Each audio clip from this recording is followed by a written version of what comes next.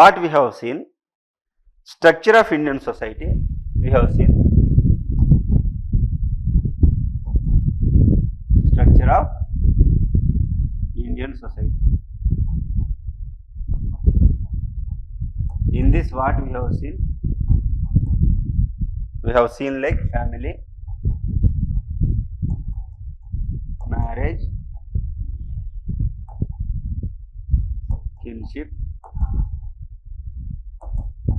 caste, tribe, okay, ethnicity. I think you all stay in hostels, right? So in the rooms also you will stay. If you are a bachelor, you have like Akali Rajyam Kashtalu. Okay, Akali Rajyam Kashtalu. Do you know Akali Rajyam Kashtalu? Have you watched the movie called Akali Rajyam? No.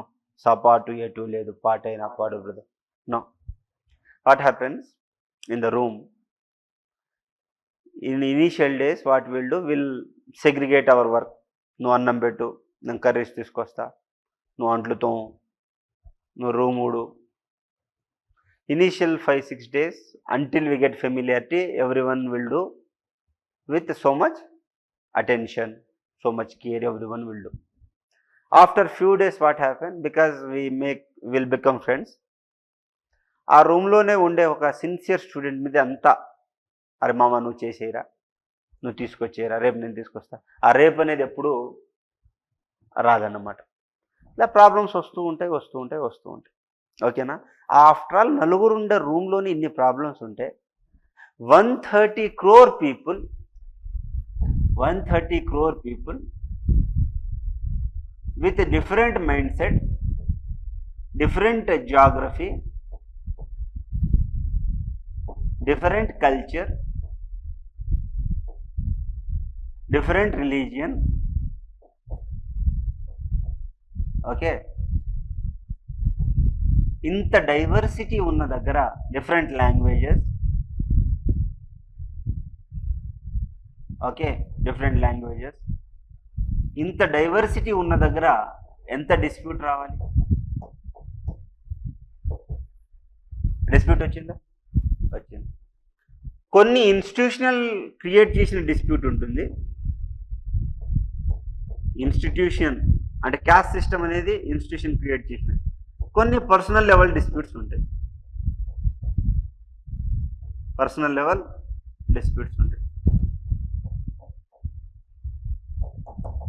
అంతే కదా?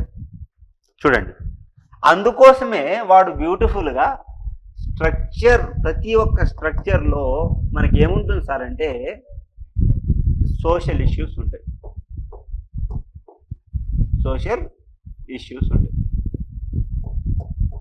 Social issues ఏంటి sir? ఇక్కడ వాడు ఏమంటున్నాడు? Caste system అంటున్నాడు. Next ఇంకేమన్నాడు? Communalism అన్నాడు.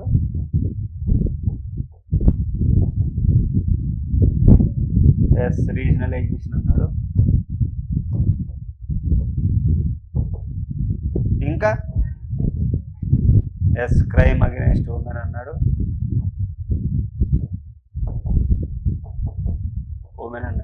Next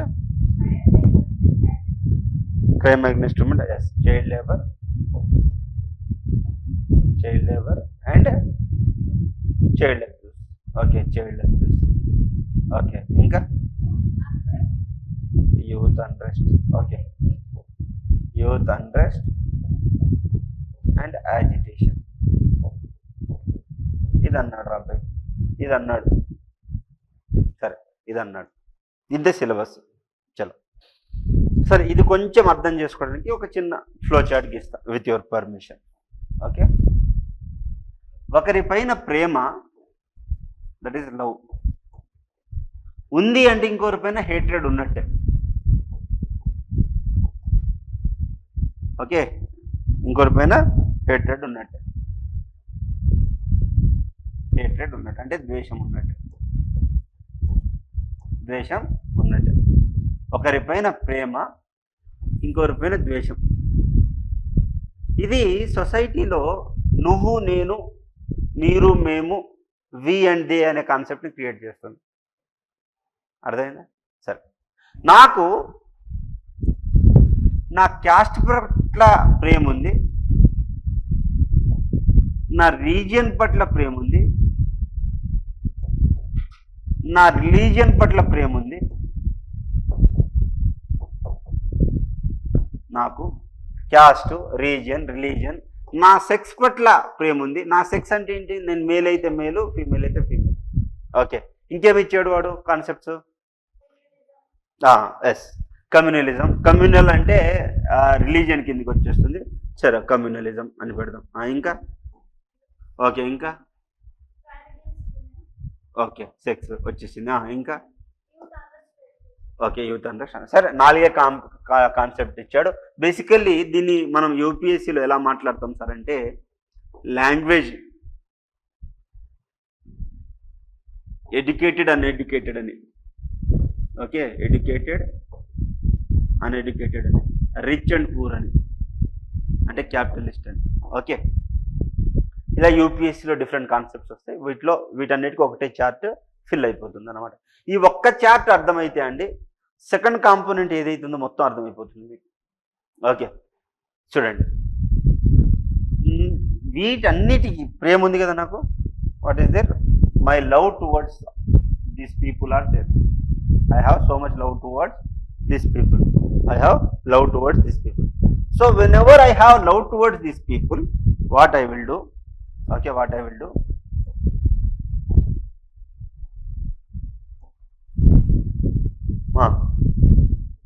Socially, red colour కనిపించట్లా. ఏ కలర్ కనిపిస్తుంది? గ్రీన్ తీసుకుందాం. సరే, చూడండి, what happens economically, politically,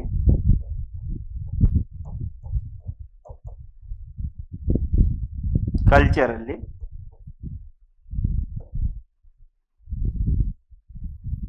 okay, or any kind of, if there are any business, okay, దాని ప్రకారంగా హయ్యర్ ఎడ్యుకేషన్స్,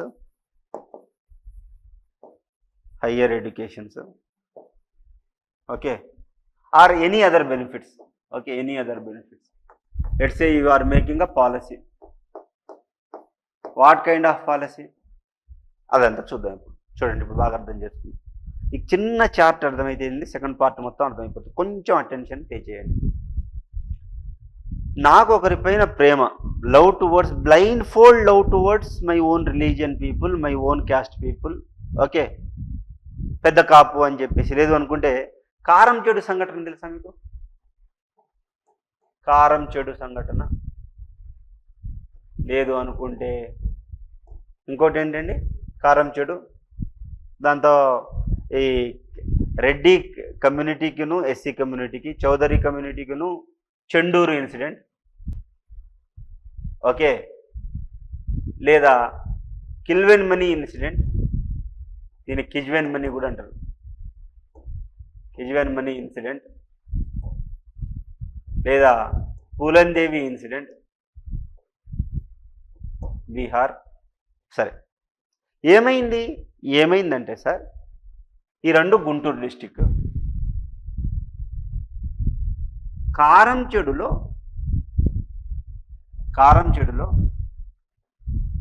మన ఎస్సీలకు రెడ్లకు మధ్య జరిగిన గొడవ లోపల చాలామంది ఎస్సీలని చంపేశారు.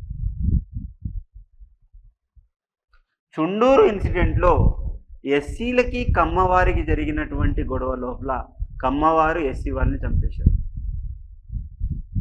చంపేస్తే ఎంక్వైరీ కమిషన్ కావచ్చు, పొలిటీషియన్స్ కావచ్చు, they have supported this upper caste and there was grave injustice to the scheduled caste people. మీరు రీసెంట్గా ఒక సినిమా వచ్చింది, నాయకుడు అని, తమిళ్ మూవీ చూశారు? మన ఒక ఆయన వడివేలు ఉంటారు, ముక్కాబుల సినిమాలో పెద్ద డాన్సర్, మన ఈయనతో అర్థం కాలే. ప్రభుదేవాతో పాటు కమిడియన్ వడివేలని, ఓకే, నాయకుడు అనే సినిమా వస్తుంది, ఒకసారి చూడండి, సేమ్ ఇన్సిడెంట్. అయితే వీరికే లాభం చేకూరి వీరికి నష్టం చేకూరింది. ఎందుకంటే నాకు నా క్యాస్ట్ పట్ల ప్రేమ కాబట్టి నేనేం చేస్తా, మీరు గమనించండి. There is a concept called dominant caste. దీని తెలుగులో ప్రబల కులము అంటాము. That means economically or politically whom ever dominant in the village is called dominant caste. వారికి ఏమైనా బిజినెసెస్ ఉన్నా లేదా ఏమైనా ఆర్థికపరమైన లాభం చేకూరాలన్నా వారికే బెనిఫిట్ జరుగుతుంది. నేను ఫర్ ఎగ్జాంపుల్ ఒక హయ్యర్ క్యాస్ట్ అనుకోండి, నేను చీఫ్ మినిస్టర్ ఉంటే deputy chief minister, main portfolios అని నాకే వస్తాయి. ఒకవేళ నాదేమైనా ఫెస్టివల్ ఉంది అనుకోండి, దాన్ని స్టేట్ ఫెస్టివల్ చేసేస్తా. నలుగురు చేసుకునే ఫెస్టివల్ని స్టేట్ ఫెస్టివల్ చేసేస్తా. ఏమైనా బిజినెస్ ఉంది అనుకోండి, ఫర్ ఎగ్జాంపుల్ నేను ఒక పోలవరం అనే ప్రాజెక్ట్ కట్టాను, దాంట్లో పెద్ద బిజినెస్ మ్యాన్ ఎవరు? నా కమ్యూనిటీ వాడు. లేదు ఏదైనా హయ్యర్ ఎడ్యుకేషన్, సిఏ, ఎల్ఎల్బి. మన దేశంలో అత్యధిక ఎక్కువ డబ్బులు వచ్చే ప్రొఫెషన్ లాయర్ అండి, అండ్ జడ్జి. ఎంతమంది ఎస్సీ ఎస్టీస్ జడ్జిలు ఉన్నారు దేశం మొత్తంలో? ఇప్పుడు ఏమంటారంటే సార్, రిజర్వేషన్ అనేది ఎక్కడుందండి? రిజర్వేషన్ కేవలం 2% of the, let's say 100% job వస్తున్నాయనుకోండి. ఈ 100% total job, private plus government మొత్తం తీసుకుంటే 2% గవర్నమెంట్ జాబ్స్ ఉంటాయి, 98% ప్రైవేట్ జాబ్స్ ఉంటాయి. ఈ 2%లో ఎస్సీలకు 15%, ఎస్టీలకు 6%, బీసీలకు 27%, ఈడబ్ల్యూఎస్కి 10%. అంటే 100%లో ఒక ఎస్సీకి, ఎస్టీకి, బీసీకి వచ్చే పర్సంటేజ్ ఎంత అండి? అంటే 2%లోనే. దీన్ని అందరూ బూచోడుగా చూయించి అందరూ వీరే లబ్ధి పొందుతున్నారని చెప్పేసి, ఇప్పుడు చూడండి, మేజర్ ఎయిర్పోర్ట్స్ కాంట్రాక్టర్ ఎవరండి? Major roads and railway contractors ఎవరండి? మేజర్ సీఏలు ఎవరండి? మేజర్ జడ్జిలు, మేజర్ లాయర్లు ఎవరండి దేశంలో? మేజర్ ఇన్స్టిట్యూషన్ హబ్స్ ఎవరండి? ఐటీ ఓనర్స్ ఎవరండి? మరి దీన్ని ఎవరు చూపించరే? నేనేం చేస్తా? నేను రాజధాని కట్టాలి అంటే ఇన్సైడ్ ట్రేడింగ్ చేస్తా. నా వాళ్ళందరికీ నేను ఇన్ఫర్మేషన్ చెప్తా, అరే బాబు పలానా చోట్ల నేను మన రాజధాని ఇవ్వబోతున్నా, నువ్వేం చేస్తావు అంటే అక్కడ నన్ను కొనే. అమాయకమైన ప్రజలు ఏం చేస్తారు?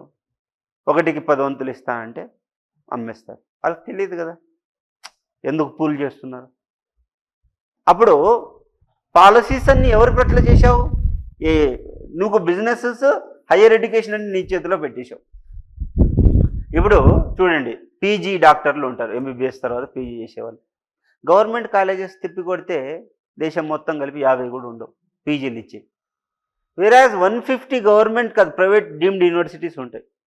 దాంట్లో డబ్బులు ఉన్నవాడే చదువుతాడు. డబ్బులు ఎవరికి ఉంది? హయ్యర్ కమ్యూనిటీస్కి ఉంది. పెద్ద డాక్టర్లు ఎవరు అవుతారు? వాళ్ళే అవుతారు. పాలసీస్ నీకు కావాల్సినట్టు నేనే చేసేస్తున్నా, అన్నీ నీకు కావాలని చేసేస్తున్నా. అప్పుడు నీ క్యాస్ట్ వాడికి ఏమవుతుంది? డబ్బు విపరీతంగా పెరుగుతుంది. నా దగ్గర డబ్బు ఎట్లా పెరిగిందండి? డబ్బు ఎలా పెరిగిందో చెప్తా పట్టండి మీకు. చిన్న కాన్సెప్ట్. సొసైటీ అంటే అదేదో పుస్తకంలో ఉండి బట్టిది కాదు.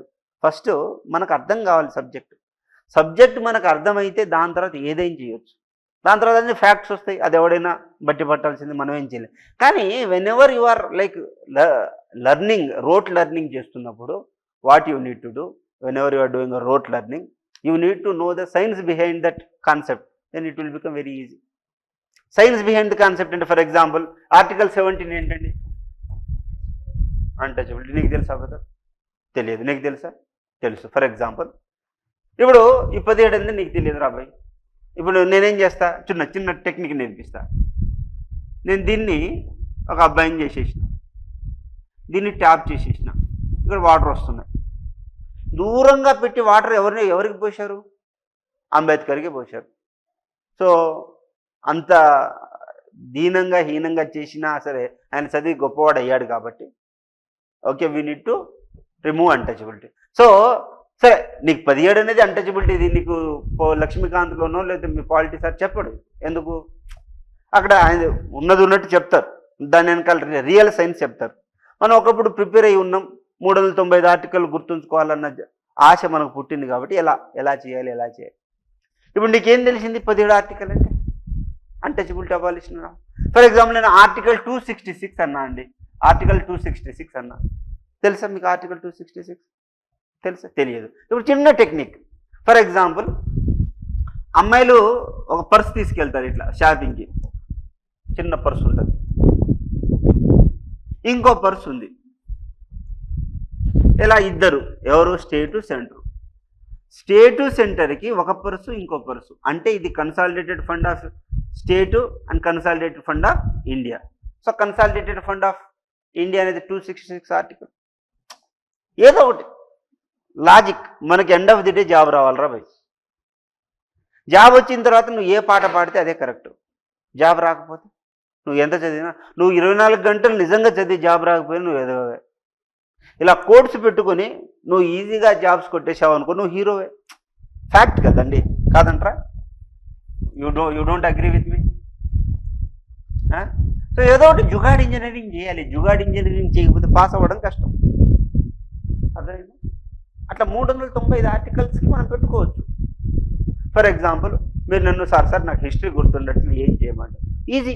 ఫర్ ఎగ్జాంపుల్ ఏన్షియంట్ ఇండియా ఉందనుకోండి, అంటే డివేట్ అవుతున్నా, because to make you see coachings are not to give knowledge, it is a guidance. That's it. You will study, however you will study. నేను క్లాస్లో చెప్పేది ఇక్కడే మర్చిపోతాను మీరు. ఓకే, బట్ టెక్నిక్స్ ఉన్నాయి. ఫర్ ఎగ్జాంపుల్ ఏన్షియంట్ ఇండియా ఉందండి, ancient India ఉంది. ఒక కోడ్ చెప్తాను నీకు, తెలుగులో చెప్తా, excuse me for that. For example మామ్కి బ్యాక్టీరియల్ ఇన్ఫెక్షన్ వచ్చిందండి. ఏమొచ్చింది? బ్యాక్టీరియల్ ఇన్ఫెక్షన్ వచ్చింది. అయితే శివ పార్వతుల్ని ప్రే చేశారు. ప్రే చేస్తే వాళ్ళు వచ్చి కాసాగు చేశారు. కాసాగు. కాసాగు అంటే తెలుసా? ఎల్సిఎం, లీస్ట్ కామన్ ఫ్యాక్టర్ని తెలుగులో కనిష్ట సామాన్య గుణకం అంటారు అనమాట, భాజకం లాగా కాసాగు అంటాం. సో కాసాగు చేస్తే వాళ్ళకి ఆన్సర్ వచ్చిందండి. హూహా అని అన్నారు. శివపార్వతులు ఏమన్నారు? హూహా అన్నారు. అన్న తర్వాత ప్రవచనాలు పాడి రాగాలు తీసి పాట పాడమని చెప్పేసి వెళ్ళిపోయారండి. రాగాలు తీసి పాట పాడమని వెళ్ళిపోయారు. చూడండి, ఎం అంటే మగధ అండి,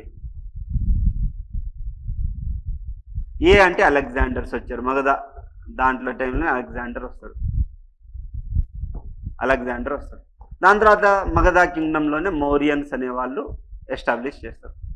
బ్యాక్ట్ అంటే బ్యాక్టీరియన్ ఇన్వేజన్ జరుగుతుంది. దాని తర్వాత స్కిథియన్ ఇన్వేజన్ జరుగుతుంది. దాని తర్వాత పార్థియన్స్ వస్తారు.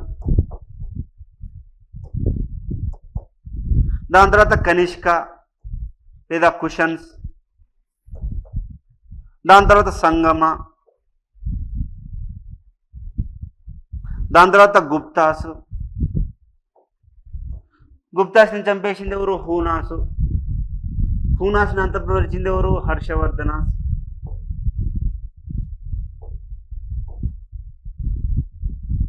ప్రతిహార.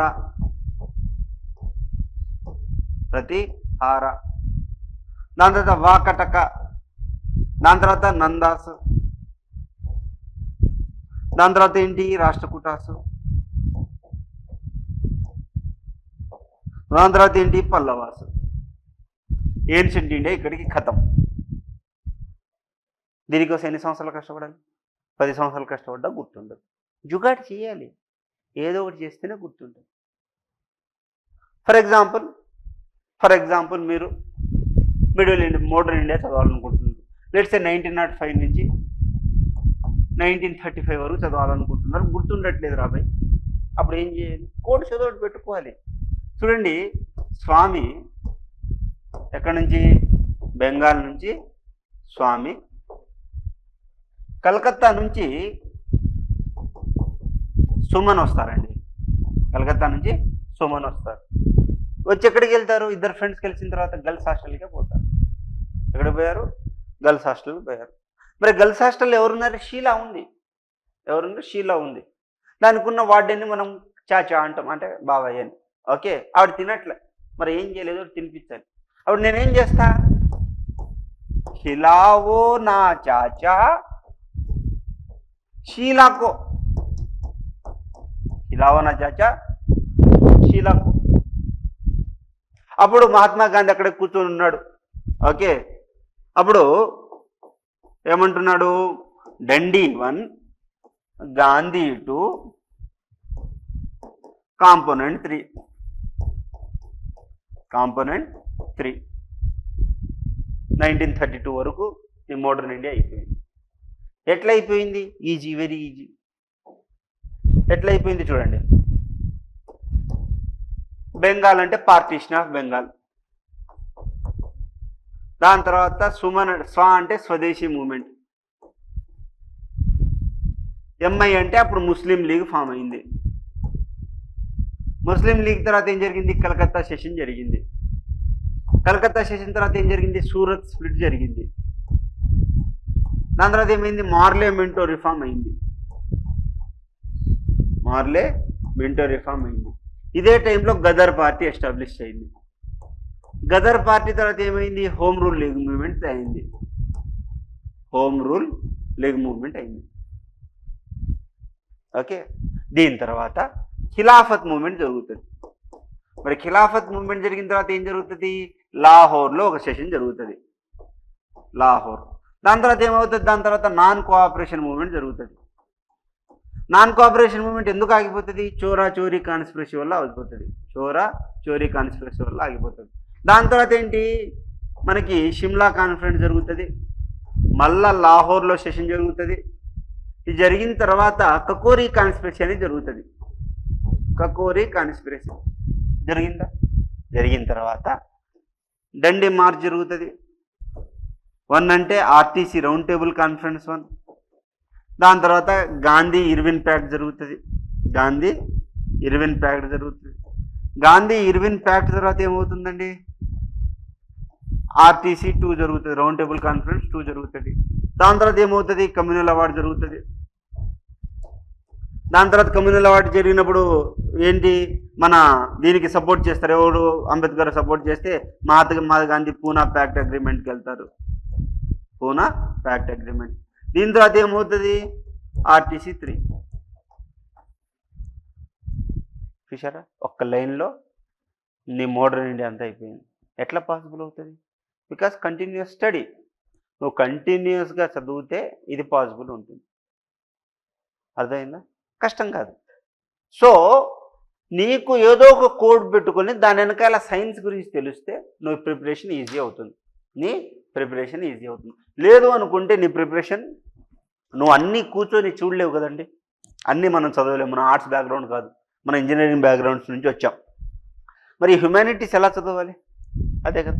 ఇప్పుడు మనం ఎక్కడికి వెళ్ళాం? అసలు క్యాస్ట్ సిస్టమ్ లోపల ఒకరిపైన ప్రేమ, ఇంకొకరిపైన ద్వేషం, ఓకే అనే కాన్సెప్ట్ నుంచి వచ్చి. సరే చూడండి, అసలు ఒక డామినెంట్ క్యాస్ట్ ఎందుకు డామినెంట్ అయింది? డామినెంట్ క్యాస్ట్ ఎందుకు డామినెంట్ అయింది? Why the dominant caste has become dominant? ఇది క్వశ్చన్. మన దేశంలో ఆల్రెడీ పాడుబడ్డ సిస్టమ్ ఒకటి ఉంది. ఆ సిస్టమ్ పేరే చతుర్వర్ణ సిస్టమ్. బ్రాహ్మణ, క్షత్రియ, వైశ్య, శూద్ర. ఈయన హెడ్ నుంచి వచ్చాడు, ఈయన షోల్డర్ నుంచి వచ్చారు, ఈయన థై నుంచి వచ్చాడు, ఈయన ఫుట్ నుంచి వచ్చాడు. అండ్ ఫిఫ్త్ వన్ వీళ్ళని ఎక్కడ పెట్టాలో తెలియక ఎవరిని? ట్రైబ్స్ని మరియు చండాల అని అంటారు, ఓకే, లేదా ఎస్సీలను. ఏమని అంటున్నాడు ఆయన? అతి శూద్ర అంటున్నాడు.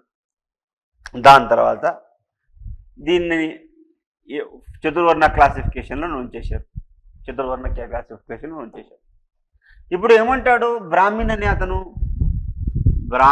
అతను దేవుళ్ళు మాట్లాడే మాటను సాంస్క్రిట్ డైరెక్ట్ కమ్యూనికేషన్ ఉంది కాబట్టి ఆయన 4 మంత్రాలు చదివి వీరికి అగ్రహారం అనేది ఇచ్చారనమాట.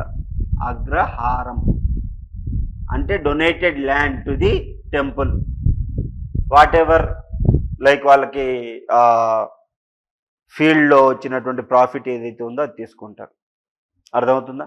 వాళ్ళు అలా బతికేస్తున్నారు, హ్యాపీగా బతికేస్తున్నారు. ఇంకా వీళ్ళకి గిఫ్ట్స్ వస్తాయి, టెంపుల్ ఆఫరింగ్స్ వస్తాయి, దే ఆర్ రిచ్. చలో, now Kshatriya, they are ruling class, they hold so many land and they make rules, they will collect tax, they are also rich. Vaishya, what he will do? He does business, he will do merchandise, because of he will do trade. He has goods, movable and immovable goods. He has money. He is also rich. Now Shudra community. What do you mean by Shudra community? They are labor class. They don't hold any land.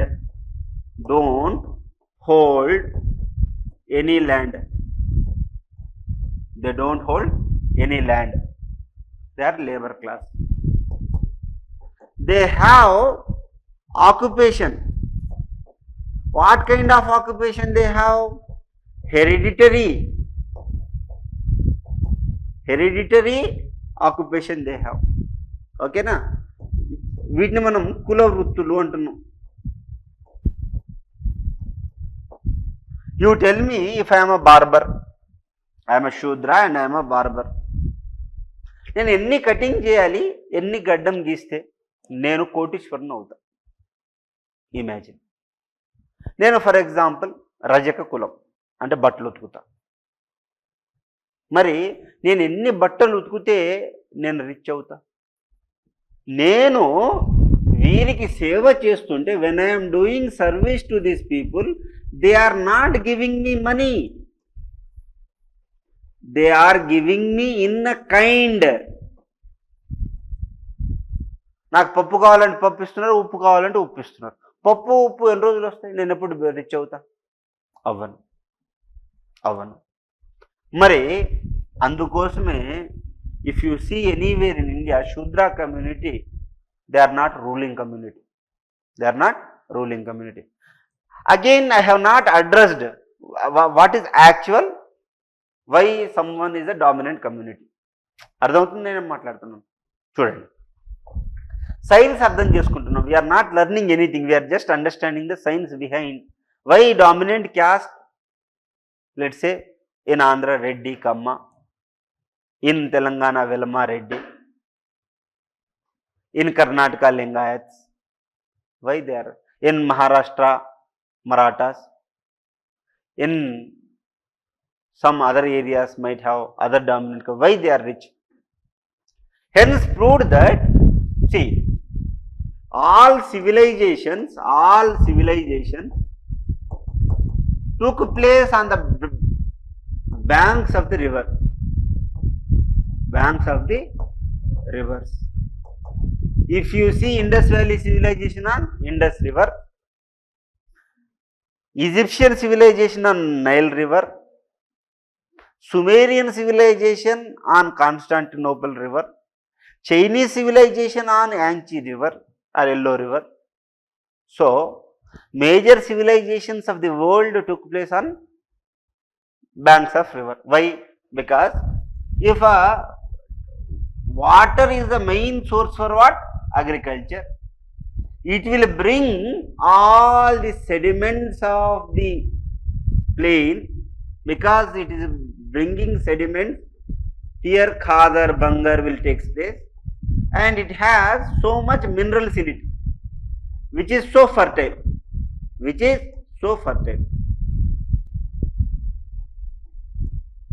Now this is so soil. Okay, what I will do? I will do cultivation here. I have land and I do cultivation here. Whenever I do agriculture or cultivation, what I will get? So much of the productivity I will get. When do I get productivity? What is happening? I am generating money. I am generating what? Money. When I am generating money, what I will do? I will do some sort of business. Whenever I do generate business, again I am generating money. Whenever I have too much money, what I will do? Again I will invest in political power. Political power. Whenever again I get a political power, I do business. Again I will generate money. Whenever I'll generate money, what I'll do? I'll buy the land. Buy the land. I'll buy the land. Thereby, my land capacity will increase. I'll improve my land. I'll get hundreds of acres. What I am getting? I am getting hundreds of acres. What I am getting? I am getting hundreds of acres. Now, since I have hundreds of acres, I will become Jamindar. I will become what? Jamindar. Now, since I am a Jamindar and I am landlord, my children will study foreign language. Foreign language.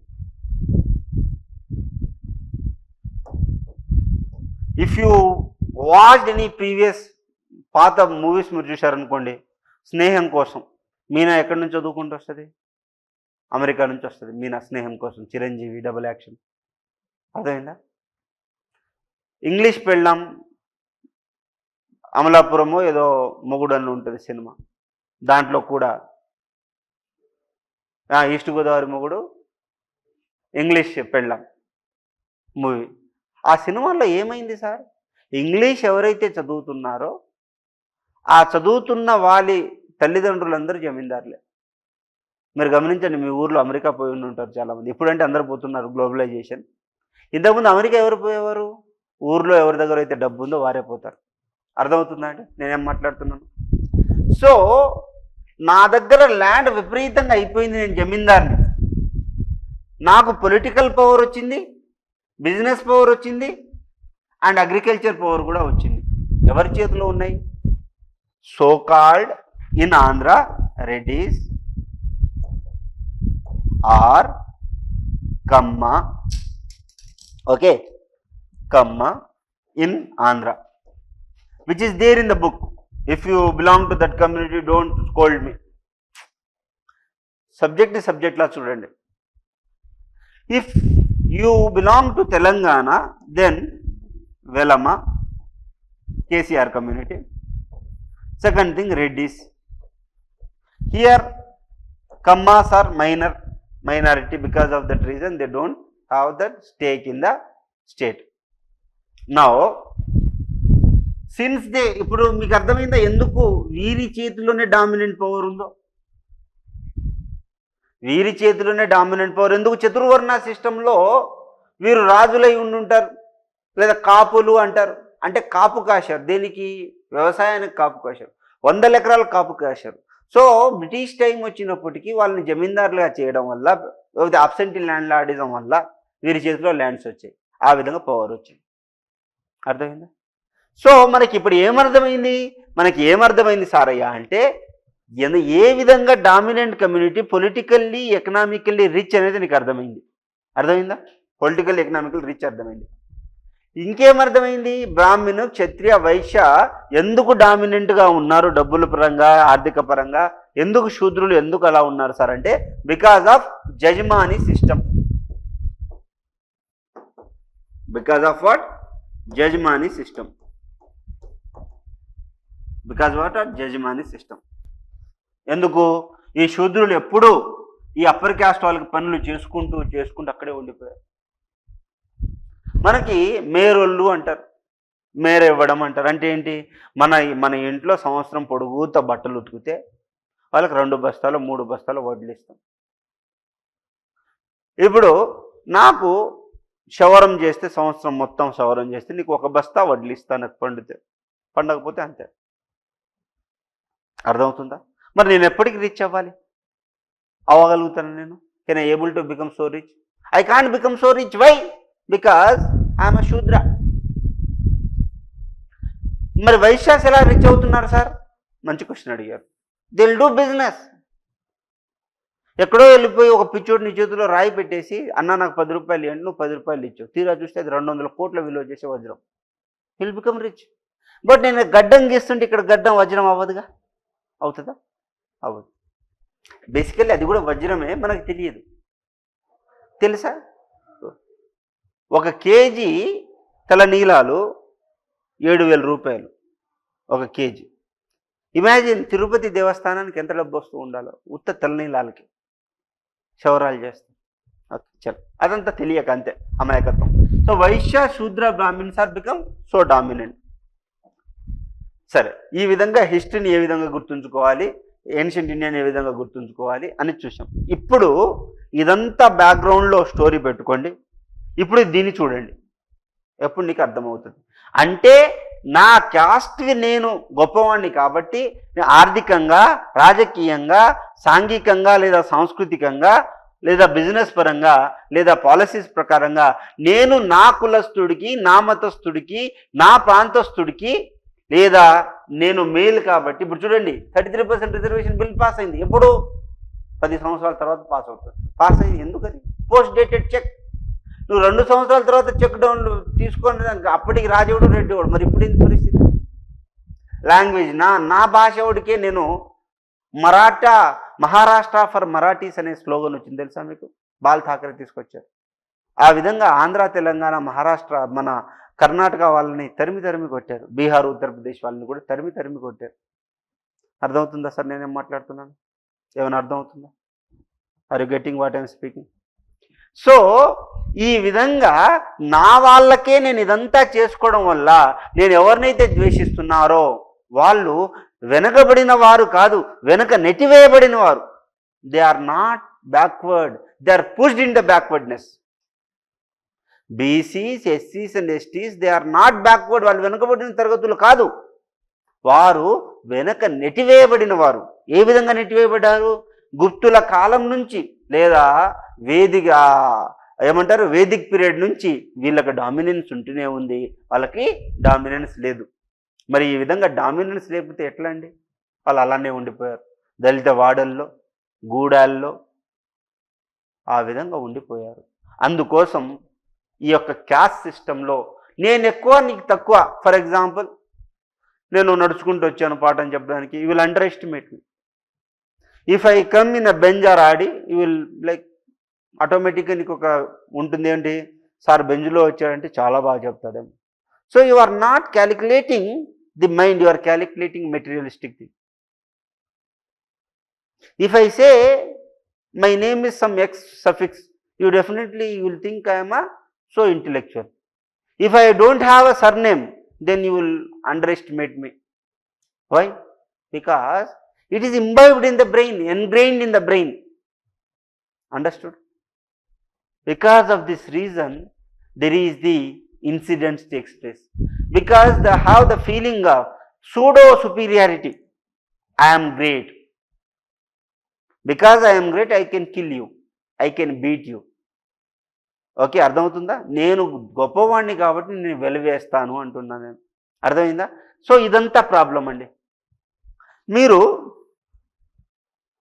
ఎక్కడ septic tank clean చేసే వాళ్ళని నేను అడగండి అండి, with the due respect. Maximum SC, తర్వాత ST, దాని తర్వాత బీసీలో ఉంటారు. మరి మాన్యువల్ స్కావెంజరింగ్ పోయింది ఎక్కడ? ఊర్లలో ఒకప్పుడు అండి, ఒక 50 సంవత్సరాల క్రితం అగ్రవర్ణాలు బయట విసర్జన చేస్తే డెఫికేట్ చేసినటువంటి ఫీకస్ని చేత్తో ఎత్తి ఊరి బయటపడేయాలి. This is called manual scavengering. ఇప్పుడు అది లేదు అని మీరు అనుకుంటున్నారు.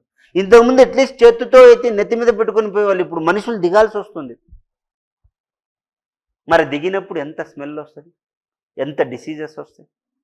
దానికి ఆ డిసీజెస్ని తట్టుకోలేక మందుకు బానిసై ఇంట్లో వాళ్ళని కొట్టి కుటుంబం అస్తవ్యస్తం అవ్వడం ద్వారా మరి సమాజం ఎటుపోతుంది?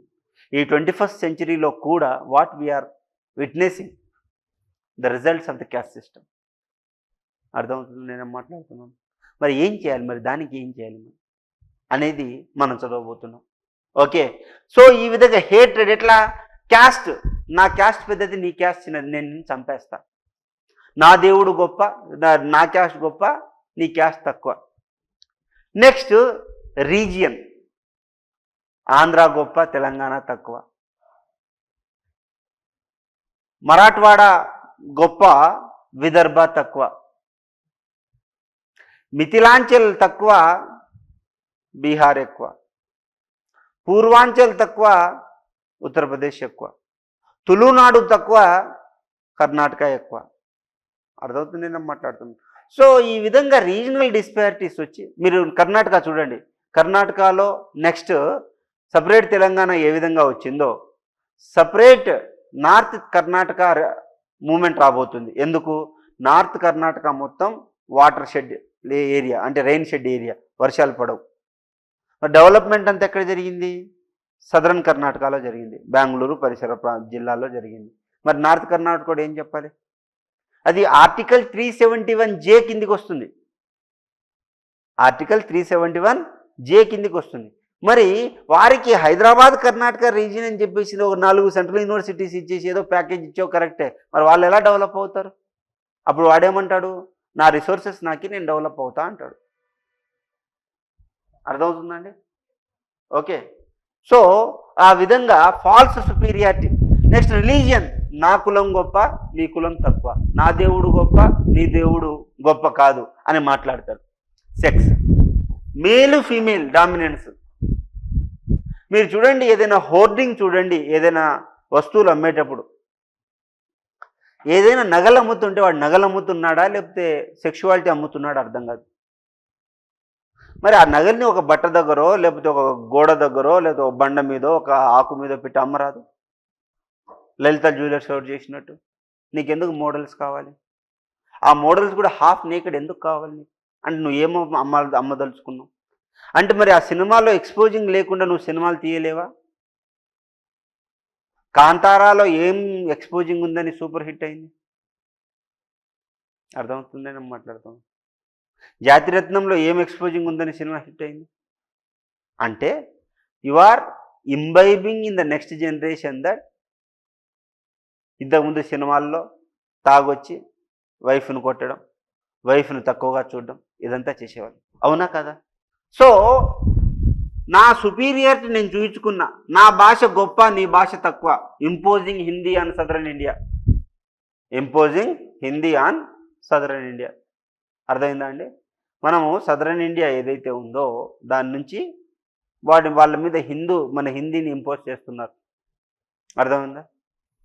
సో దాంతోపాటు ఓకే, ఎడ్యుకేటెడ్ అండ్ ఎడ్యుకేటెడ్ అని, రిచ్ పూర్ అని డిఫరెన్సెస్ వస్తుంది. మళ్ళీ ఇలా డిఫరెన్సెస్ వచ్చినాయి కదా, అదే కదా social issue.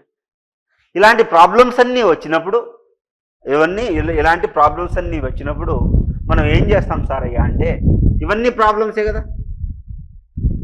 Caste system is a problem, communalism is a problem, regionalism is a problem, crime against women is a problem, child labor is a problem, child abuse is a problem. Whenever there is these many problems in the country, then there definitely youth unrest. That is called agitation. It is also called as movement. Why only youth agitation? Why not old agitation or young agitation? Why not this? ఎందుకు అవ్వలేదు అట్లా? ఎందుకు అవ్వలేదంటే అండి, youth are educated, they have Western education ideology, Western thought. They believe in liberalism.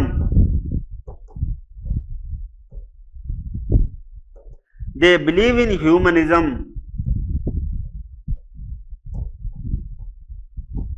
They believe in liberalism. They believe in humanism. Since they believe in liberalism and humanism, and Western thoughts like feminism, activists like animal protection activist. Which protection? Animal protection activist. Animal protection activist. What do? They want to create, with the movement what happened? They create pressure on government. They create pressure on government. Whenever there is a pressure on government, they make policies. Policy. What kind of policies? Like welfare programs, like constitutional statutory provisions of scheduled caste. Yes, for SC, ST, OBC, minority, women, disabled and children. అర్థమైందా? So మనం ఎంతసేపు మాట్లాడాము? ఇప్పుడు ఒక గంట మాట్లాడామా? గంట మాట్లాడాం. గంట ఏం మాట్లాడాం? కంప్లీట్ పిక్చర్ ఆఫ్ సొసైటీ మాట్లాడాం.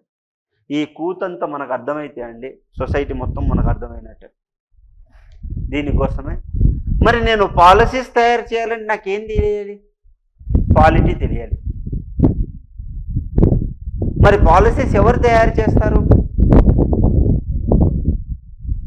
బ్యూరోక్రాట్స్ తయారు చేస్తారు, లెజిస్లేచర్స్ తయారు చేస్తారు. The process of policy making is called governance. If they make effective, efficient, equitable, good policies, it is called what? Good governance. If the governance come through the electronic devices like e-Seva, me-Seva, M-Wallet, Phone Pay, G-Pay,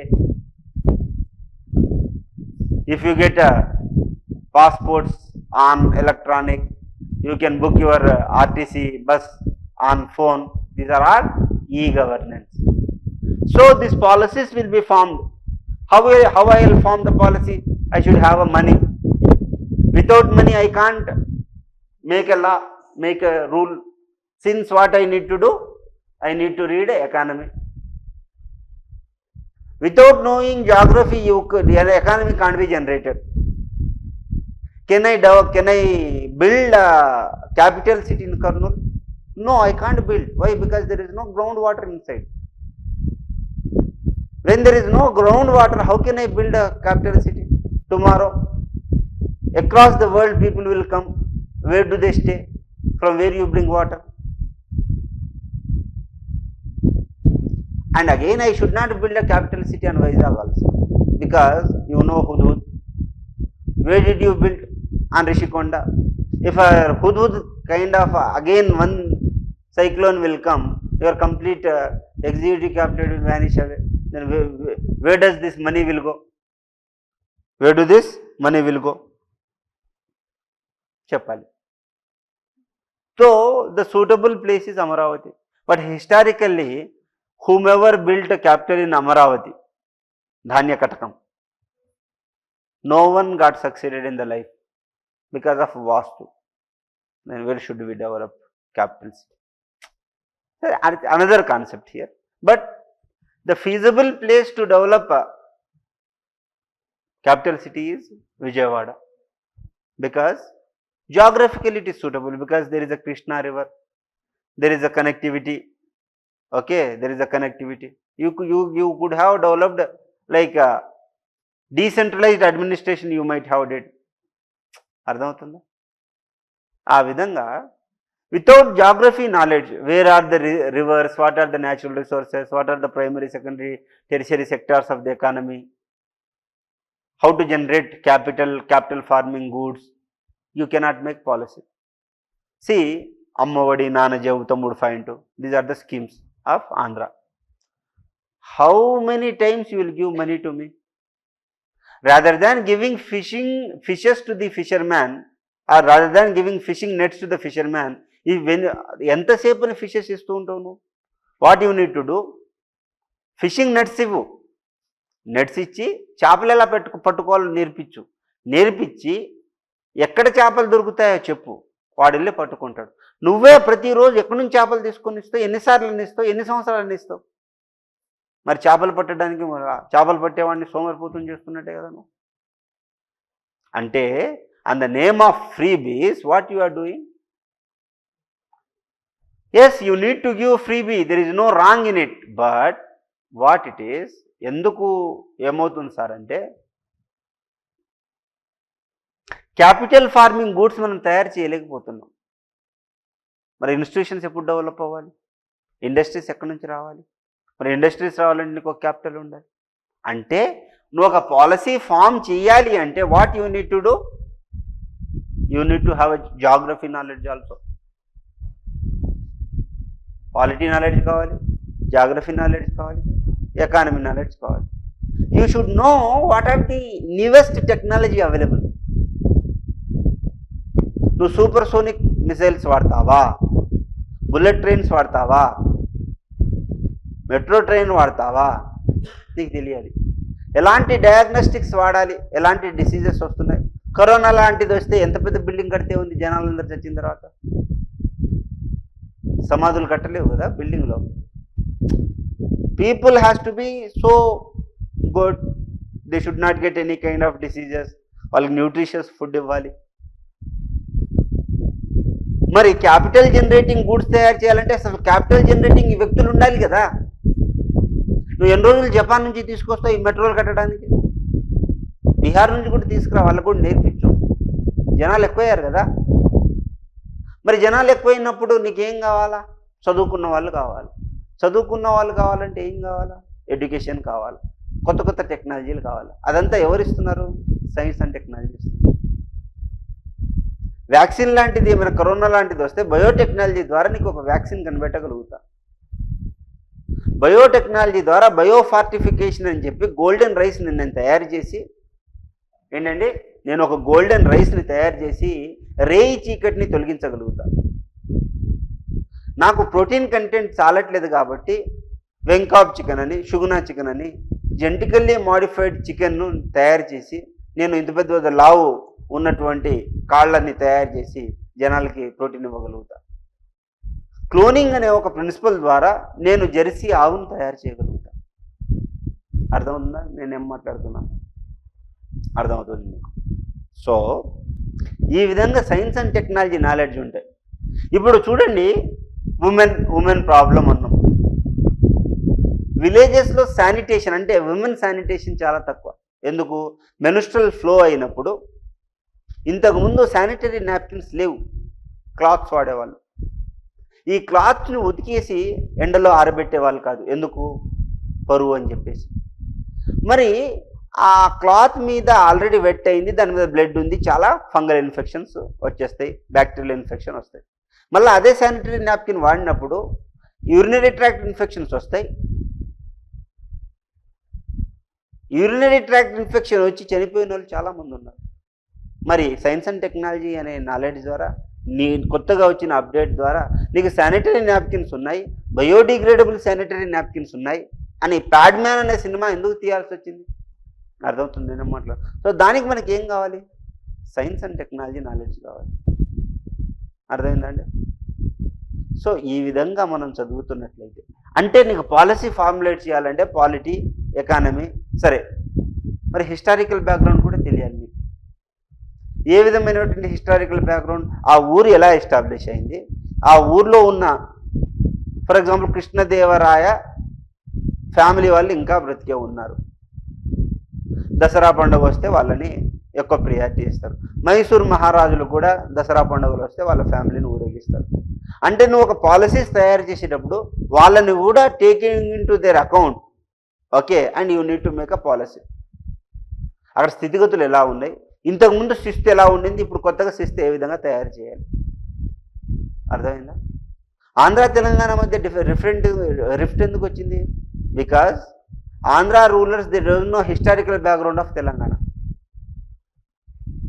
Because of that reason, they tend to impose the British colonial rule, which was not accepted by the Telangana people. There is a rift. ఇది ఇంకో angle. అర్థమవుతుందా? So నువ్వు policies తయారు చేసినప్పుడు ఏం కావాలి? నీకు history background కూడా కావాలి. అందుకోసము సొసైటీ చదివేటప్పుడు polity, history, economy, geography, current affairs, international relations అన్ని నాలెడ్జ్ ఉన్నదే ఎఫెక్టివ్గా పాలసీస్ మేక్ చేస్తాం. ఫర్ ఎగ్జాంపుల్ ప్రపంచంలో ఎక్కడో UN ఉమెన్ కాన్ఫరెన్స్ జరిగింది, యునైటెడ్ నేషన్స్ ఉమెన్స్ కాన్ఫరెన్స్. అక్కడ ఉమెన్ని ఫిజికల్గా కానీ మెంటల్గా కానీ అటాక్ చేయకూడదని ఇంటర్నేషనల్ పాలసీ తీసుకొచ్చారు. If India is a binding member, it has to make a rule here. If they don't make a rule here, then there is a problem. అర్థమవుతుంది నేను మాట్లాడుతున్నాను, అర్థమైందా? సో ఇప్పుడు అర్థమైంది అసలు సొసైటీ ఎందుకు చదవాలి, ఏం చదవాలి మీరు చెప్పండి. ఇప్పుడు నాకు కొంచెం ఎక్స్ప్లెయిన్ చేయండి, నేను ఎంతసేపు మాట్లాడా కదా, ఇప్పటిదాకా నీకు ఏం అర్థమైంది? What you have understood till now చెప్పాలి మీరు. కొంతమంది ఉన్నారు కాబట్టి మనం ఎఫెక్టివ్గా నేర్చుకుందాం, సరేనా?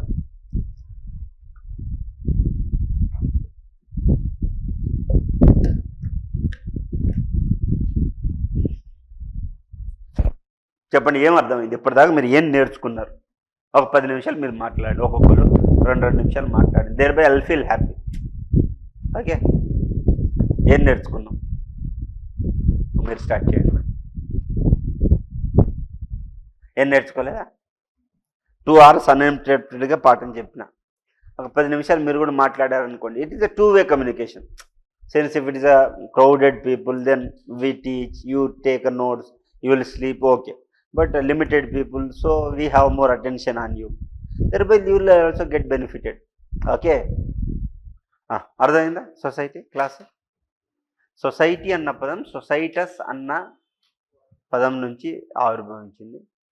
కంపానియన్ అంటే సహోదరుడు, లేదా సొసైటస్ అన్న పదం కంపానియన్ నుంచి ఏర్పడింది అన్నమాట. అంటే నీ చుట్టూ ఉన్న వాళ్ళు నీ మీద ఎలా ప్రభావం చూపిస్తున్నారు రబ్బాయి అనేదే లెక్చర్ ఇది. మంచి ప్రభావం, చెడ్డ ప్రభావం. మంచి ప్రభావం అయితే తీసుకోవాలి, చెడు ప్రభావం అయితే మార్చుకోవాలి. పోస్ట్ కార్బ్ అంటే మనం పబ్లిక్ అడ్మినిస్ట్రేషన్లో కానీ మేనేజ్మెంట్లో కానీ ఒక ఆర్గనైజేషన్ని నడపాలి, ముందుకెళ్ళాలి, తీసుకెళ్ళాలి అంటే కొన్ని ఒక సిస్టమ్ పెట్టుకోవాలి, ఒక ప్లాన్ చేసుకోవాలి. ఇప్పుడు మీకు పలానా 9 o'clock క్లాస్, 5కి క్లాస్ అయిపోవాలి, అదొక ప్లాన్. దాన్ని బట్టి ఎలక్ట్రిసిటీ ఎంత, వాటర్ ఎంత ఉండాలి, ఒక టెక్నీషియన్ ఎంత ఉంటాడు, ఇవన్నీ తెలుస్తాయి. అర్థమైందా? అది ప్లానింగ్. ఆర్గనైజింగ్ అంటే ఇక్కడ ఉన్నోళ్ళని కాదు, ఫ్యాకల్టీస్ని చూసుకోవాలి, వాళ్ళకి జీతాలు ఇవ్వాలి. ఓకే, అదేంటి ఆర్గనైజింగ్. దాని తర్వాత ఏంటి? Post staffing. ఎవరికి ఏ రోల్ ఉంటుంది, ఎవరికి ఏ రోల్ ఉంది. ఓకే, అర్థమైందా బ్రదర్? POSD, D అంటే డెలిగేషన్ ఆఫ్ ది వర్క్, ఎవరికి ఏ పని ఇవ్వాలి. కార్బ్, CO అంటే కోఆర్డినేషన్, మరి అందరి మధ్య కోఆర్డినేషన్ ఉండాలి కదా. దాని తర్వాత R అంటే ఏంటి? రిపోర్టింగ్. మీరు ఎంత చదువుతున్నారు, ఏం చదువుతున్నారు నాకు చెప్పకపోతే మీరు ఎటుపోతున్నారు నాకు ఎట్లా తెలుస్తుంది? అది నాకు తెలియాలి కదా. B అంటే బడ్జెటింగ్. ఊరికే అయిపోతుందా? డబ్బులు కావాలి. ఉన్నదాన్ని ఇష్టం వచ్చినట్టు ఖర్చు చేస్తామా? ఉన్నదాన్ని ఇష్టం వచ్చినట్టు ఖర్చు చేయాలా? చేయకూడదు. మరి ఎట్లా? Post carb. అర్థమైందా అండి ఏం మాట్లాడాను? సరే, ఇప్పుడు will go deep into the subject. Caste system గురించి అన్నిటి గురించి కొంత ఐడియా వచ్చింది. Will dive into the subject. Okay, do you want break for 5-10 minutes? Yes, you want to take a 10 minutes break and come. We'll deep dive into the classes. Okay.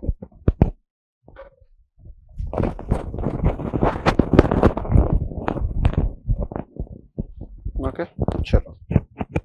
Codes అర్థమైనా ఎలా చేసుకోవాలి ఏంటి అనేది, subject codes. Okay.